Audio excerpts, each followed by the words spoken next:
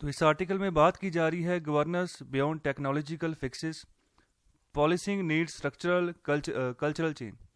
तो यहाँ पर देखिए, सुप्रीम कोर्ट की ओर से एक यहाँ पर डिसीजन आया है, यहाँ पर एक डायरेक्शन दी गई है सेंटर और स्टेट्स को। तो यहाँ पर बोला गया है कि जितने भी यहाँ पर पुलिस स्टेशन या फिर जो सेंट्रल इन्वेस्टिगेशन एजेंसीज के जितने भी ऑफिसेस हैं, तो यहाँ पर उनके अंतर्गत जितने भी एरियाज आते हैं उन सब की आप वीडियोग्राफी करो। तो यहाँ पर ये वीडियोग्राफी करने का यहाँ पर आदेश क्यों दिया गया है? तो यहाँ पर बेसिक रीज़न यही है कि जो पुलिस यहाँ पर कई बार अत्याचार करती है, जो भी यहाँ पर अपराधी होते हैं या फिर जो सेल में या लॉकअप में जो भी यहाँ पर बाहर से गुंडे को रखा जाता है, तो यहाँ पर उनके प्रति भी बहुत सारी ब्रुटलिटी जो है यहाँ पर पाई जाती है कि पुलिस करती है। तो यहाँ पर इन सब चीज़ों को भी ध्यान में रखते हुए, पुलिस की ब्रुटलिटी को यहाँ पर ध्यान में रखते हुए, तो यहाँ पर वीडियोग्राफी करने के यहाँ पर आदेश दिया गया है both to centre and the states. तो यहाँ पर ऑथर बोल रहे हैं कि ये एक वेलकम स्टेप है। ओके, अच्छी बात है यहाँ पर अगर ऐसा कोई इस डायरेक्शन में भी कोई ऑर्डर जो है सुप्रीम कोर्ट की ओर से आया है। सो इसकी अगर मैं एग्जांपल लूँ कि इसकी ज़रूरत क्यों थी, तो यहाँ पर सबसे बढ़िया एग्जांपल है जो हाथरस कांड हुआ था यूपी में। तो वहाँ पर बहुत बुरे तरीके से ट्रीट किया गया था पुलिस की ओर से। जो वहाँ पर पीड़ित लड़की थी, उसके जो घर वाले थे, खासतौर के जो लड़की का जो बाप था, तो उसको मार ही दिया गया था पुलिस स्टेशन के अंदर, बहुत ही गलत तरीके से। तो यहाँ पर पुलिस की बहुत बड़े पैमाने पर मिली भुगत थी जो उस समय के वहाँ का जो राजनेता था उसके साथ। हालांकि बाद में उस राजनेता का भी करियर ख़त्म कर दिया गया, उसको जेल भी हुई। जिस पार्टी से वो बिलोंग करता था उस पार्टी ने भी उसको निलंबित कर दिया, उसको बर्खास्त कर दिया। लेकिन ये पुलिस की ब्रुटलिटी ही थी कि उस लड़की के बाप की हत्या कर दी गई, उस लड़की को वहाँ पर सिक्योरिटी नहीं प्रोवाइड की, और बाद में जब सुनवाई के लिए लड़की गई काफ़ी समय बाद, तो तब भी उसके जो रिश्तेदार थे उनको भी यहाँ पर ट्रक से एक्सीडेंट करके मरवा दिया गया, लेकिन लड़की फिर बच गई। तो यहाँ पर ऐसे इंसिडेंट्स होते हैं जहाँ पर पुलिस का काम होता है कि वहाँ पर प्रोटेक्शन प्रोवाइड करना, आगे बढ़ चढ़कर जो भी आपके पास पीड़ित आता है उसको जो है आप सपोर्ट प्रोवाइड करें। लेकिन होता क्या है, मोस्टली पुलिस भी ना हाथ की कठपुतली होती है, जो वहाँ की लोकल लीडरशिप होती है वहाँ की। तो लोकल लीडरशिप में भी फॉर एग्जांपल आप बात करो एमएलए की, तो वो भी अपने हाथ पे नचाते हैं। ये पुलिस वाले की जो आप डीएसपी से लेके जो उसके जितने भी निचले रैंक है ना, तो उन सबको पुलिस, जितने भी यहाँ पर पुलिस वाले होते हैं, चाहे एएसआई है, चाहे एसआई है, चाहे इंस्पेक्टर है, उन सबको हाथ में नचाते हैं। तो यहाँ पर ये चीज़ भी यहाँ पर एक पॉइंट बनता है कि इसके ऊपर भी कंसर्न किया जाए कि मानते हैं कि यहाँ पर जो एमएलए जो चुनकर आते हैं वो रिस्पॉन्सिबल होते हैं उधर की जनता के लिए, लेकिन इनका जो वे होता है ना इनको भी टैकल करने का पुलिस को, वो भी सही नहीं होता, वो भी शरेआम गालियां देते हैं। तो उसी हिसाब से पुलिस भी फिर काम करती है आगे, पुलिस भी इन्हीं को सपोर्ट करके चलती है, जनता की सपोर्ट कम करती है। तो यहाँ पर बात कर रहे हैं कि जो आप टेक्नोलॉजी को यूज़ करके यहाँ पर कोशिश करने जा रहे हो कि आप प्रॉब्लम्स को फिक्स कर दें, तो ये मुमकिन नहीं है, क्योंकि इसकी जो जड़ें हैं ना, इस प्रॉब्लम्स की जो यहाँ पर पुलिस यहाँ पर अत्याचार करती है, तो इसकी जो जड़ें हैं ये यहाँ पर जो इंस्टीट्यूशनल स्ट्रक्चर है इनका, जो यहाँ पर पॉलिटिकल कल्चर है, उसी की वजह से ये सब हो रहा है।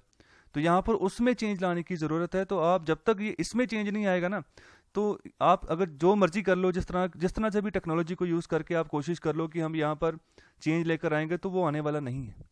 तो यहाँ पर अगर सबसे बढ़िया इफेक्टिव यही है कि आप पुलिस रिफॉर्म लेकर आओ। आप ये कोशिश करो कि पुलिस को कैसे यूज़ करना है, उसकी वर्किंग कैसे सही करनी है, कि कैसे वो अकाउंटेबल हो। ओके, तो यहाँ पर अकाउंटेबल हो टू एग्जीक्यूटिव, जो ह्यूमन राइट्स वॉच डॉग है उनको, जो मतलब ये काम करते हैं कि ह्यूमन राइट्स का ध्यान रखते हैं, और to the committee of the legislature. तो यहाँ पर इनको जवाबदेही इनकी होनी चाहिए अच्छे से। तो यहाँ पर इसके ऊपर भी यहाँ पर रिफॉर्म चाहिए कि अच्छे से काम करें ये। तो आगे यहाँ पर बात कर रहे हैं कि यहाँ पर जो अभी जो कोर्ट ऑर्डर आया है जो यहाँ पर सुप्रीम कोर्ट की ओर से, तो यहाँ पर बिल्कुल एक ऐसी पिक्चर बन गई जैसे एक मछली जो है ना, जिसको आप एक गिलास में पानी डाल कर उसमें रख दो, तो आप उसको चारों ओर से उसको व्यू कर सकते हो। तो यहाँ पर जो भी गतिविधियों करेगी तो आप उसको देख सकते हो। तो बिल्कुल इसी तरह से पुलिस को यहाँ पर कर दिया गया है। अभी यहाँ पर सिर्फ और सिर्फ ये सब कुछ इसलिए किया गया है कि हम पूरी की जो साउंड रिकॉर्डिंग होगी वो करेंगे, वीडियो रिकॉर्डिंग वो करेंगे। मतलब कि पुलिस की हर एक activity with in their offices, उसको हम ध्यान रखेंगे कि वो क्या कर रहे हैं, कैसे ट्रीट कर रहे हैं, क्या उनकी अवस्था है, कैसे वो काम कर रहे हैं। तो यहाँ पर ये क्वेश्चन किया गया है कि क्या ये सब कुछ सफिशिएंट है कि पुलिस का जो टॉर्चर है उसको एलिमिनेट करने के लिए। तो यहाँ पर आगे बात कर रहे हैं कि अगर इसके अलावा बात करें, then what is to prevent the police from arranging interrogation rooms outside police station where to carry out their third degree practices. तो यहाँ पर सीधे सीधे बात कर रहे हैं कि फिर आप ये इस चीज़ को कैसे बचाएंगे कि वो अपना इंटेरोगेशन रूम ही कहीं और शिफ्ट कर दें। ओके, तो यहाँ पर जहाँ पर ये थर्ड डिग्री देते हैं, जहाँ पर ये टॉर्चर करते हैं, तो फिर उसको रिकॉर्ड कैसे करोगे आप। ये तो आपने यहाँ पर बात कह दी कि पुलिस स्टेशन के अंदर जो उसके अंतर्गत एरियाज आते हैं आप वहाँ पर आप निगरानी रखो वीडियोग्राफी से, लेकिन अगर वो उस जगह को चेंज कर दें तो फिर क्या करेंगे। तो यहाँ पर क्या गारंटी है कि सीसीटीवी कैमरा जो है वो जो है बिल्कुल सही तरीके से यहाँ पर काम करेंगे, उसके साथ छेड़खानी नहीं होगी, रिकॉर्डिंग जो है वो डैमेज नहीं होगी। तो यहाँ पर आप इस सिचुएशन को आप कैसे टैकल करके चलेंगे। और आगे यहाँ पर बात कर रहे हैं कि जो आप इलेक्ट्रॉनिक सर्वेलेंस रखना चाहते हो, क्या आपको लगता है कि ये सबसे बढ़िया यहाँ पर आपको उसको यूटिलाइज कर सकते हैं। आप चाहते हैं कि यहाँ पर एडवांस किया जाए जस्टिस को, जस्टिस अच्छे तरीके से प्रोवाइड किया जाए लोगों को। तो यहाँ पर क्या इतने जितने कैमरास चाहिए, हर एक रूम में कैमरा आपने लगाना है, हर एक पुलिस कॉरिडोर में यहाँ पर आपने कैमरा लगाना है, जितने भी पुलिस स्टेशन है भारत में आपने वहाँ सब में यहाँ पर कैमरा लगाना है कि क्या हमारे पास इतनी यहाँ पर इतने सक्षम हैं, इतनी बैंडविड्थ है हमारे पास कि यहाँ पर बैकअप अच्छे से प्रोवाइड हो सके अगर हमने वीडियोग्राफी को क्लाउड पे रिकॉर्ड करना है। ओके, तो यहाँ पर आजकल क्लाउड कंप्यूटिंग का ज़माना है, हार्ड ड्राइव पेन ड्राइव वगैरह तो कम ही लोग यूज़ करते हैं, तो यहाँ पर डाटा जो स्टोर होगा तो क्लाउड पे होगा। तो यहाँ पर क्या इतनी बैंडविड्थ हमारे पास है। तो बैंडविड्थ तो वैसी प्रॉब्लम्स हैं, जैसे 5G आ रहा है तो उसके लिए जो बैंडविड्थ यहाँ पर रखी जा रही है, अमेरिका ने भी रखी, लेकिन उससे जो है जो सैटेलाइट्स की बैंडविड्थ है वो नुकसान हो रहा है उसको। सैटेलाइट्स जो यहाँ पर डाटा देते हैं वेदर के बारे में वो सही नहीं आ रहा। तो यहाँ पर इंडिया अगर जब इसको 5G लॉन्च करेगा तो इंडिया को भी सेम प्रॉब्लम्स यहाँ पर जो है देखनी पड़ेंगी, अगर बैंडविड्थ की जो यहाँ पर फ्रिक्वेंसी है उसको सही नहीं रखा गया तो यहाँ पर प्रॉब्लम्स वैसे ही बड़ी हैं। तो आप कैसे कर लोगे इसको, आप क्या कर सकते हो आप। तो यहाँ पर ये क्वेश्चन किया जा रहा है ऑथर की तरफ से। और आगे यहाँ पर बात कर रहे हैं कि एक और यहाँ पर जो हिस्सा है उस ऑर्डर का, तो वो यहाँ पर बात कर रहे हैं कि ह्यूमन राइट्स कोर्ट्स जो है ना हर एक डिस्ट्रिक्ट में वो बनानी है, उसको सेटअप करना है। तो ये भी एक ऑर्डर जारी किया गया उसी ऑर्डर में, तो इसको एक वेलकम स्टेप यहाँ पर बोल रहे हैं।